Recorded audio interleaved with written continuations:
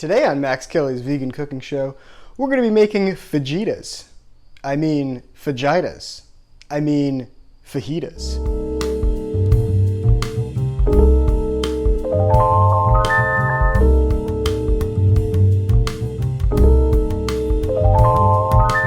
Okay, let's start by making our flour tortillas. If you're really pressed for time, you can use store-bought ones, but the quality is usually much lower. I would recommend using homemade or store-bought corn tortillas instead if you don't want to make these. First, measure out 250 grams or about 1 3/4 cups of all-purpose flour in a medium bowl. Then add a teaspoon of kosher salt and half a teaspoon of baking powder. Stir everything together, then add 50 grams or about 3½ tablespoons of refined coconut oil. Work that into the flour mixture almost like you're making pie crust. We're aiming for an even, pebbly texture with no large lumps of fat. If you don't have or don't want to use coconut oil, you can use olive oil instead. Just stir it with a fork or whisk to combine. Finally, we're adding 125 grams or about a half a cup of room temperature water.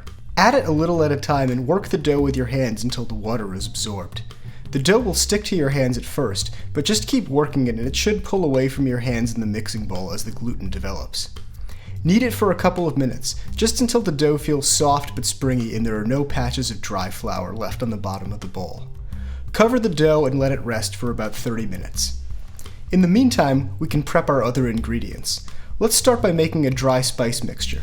We're using a teaspoon of chili powder, a half teaspoon of chipotle powder, 1½ teaspoons of smoked paprika, a teaspoon of ground cumin, and finally a half teaspoon each of garlic powder, onion powder, and dried oregano. Stir that all together and set it aside.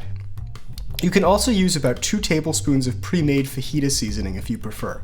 Just be aware that most mixes have some salt in them, so be prepared to adjust accordingly. We're also going to prepare some veggies. In this case, about 2 medium onions of any variety, cut in half and sliced, and 3 bell peppers of various colors, cut into matchsticks of a similar size to our onion slices.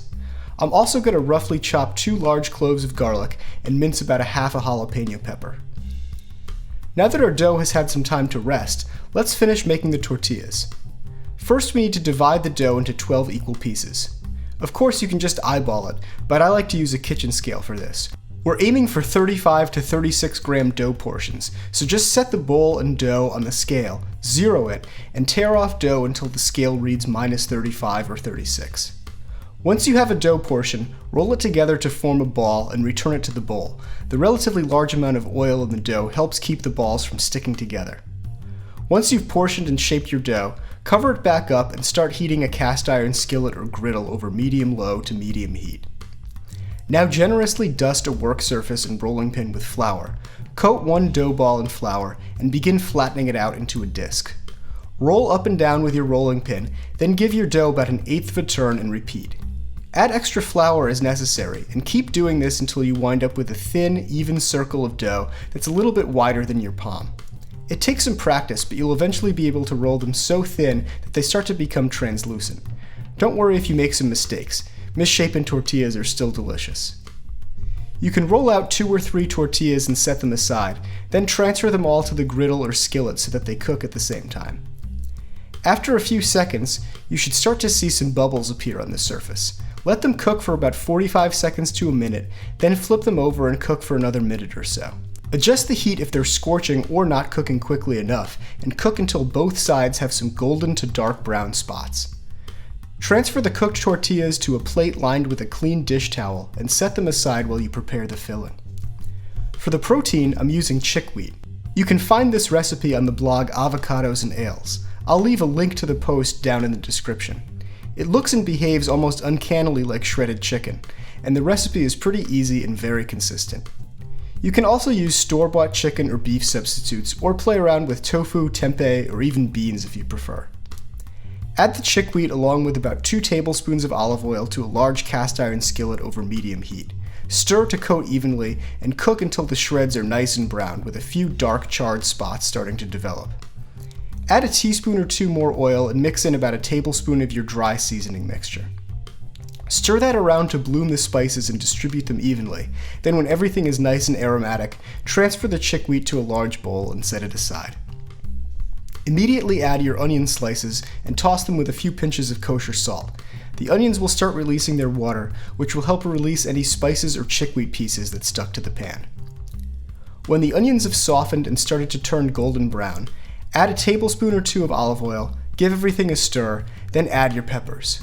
Stir your onion and pepper mixture for a couple of minutes, then once the peppers have softened, let everything sit for a minute or two so it starts to get some char. Then mix everything up and repeat so the charred bits are evenly distributed. Once everything is cooked to your liking, add a little more oil to the pan and add your fresh garlic, jalapeno, and the rest of your spice mixture. Saute everything for a minute or two, then add your chickweed back in. Give everything another toss, then add the juice of 1 large lime.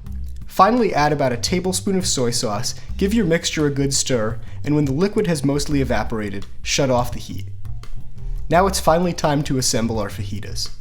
Start with a warm flour tortilla, add a few generous spoonfuls of our filling, then add whatever toppings you like. Here I'm using some diced mango, a squeeze of fresh lime, some avocado slices, and some fresh chopped cilantro, but these are just some suggestions. Enjoy! If you enjoyed the video, please give it a like, consider subscribing to the channel, and let me know in the comments section if you have any questions or you'd like to see any other specific recipes in the future.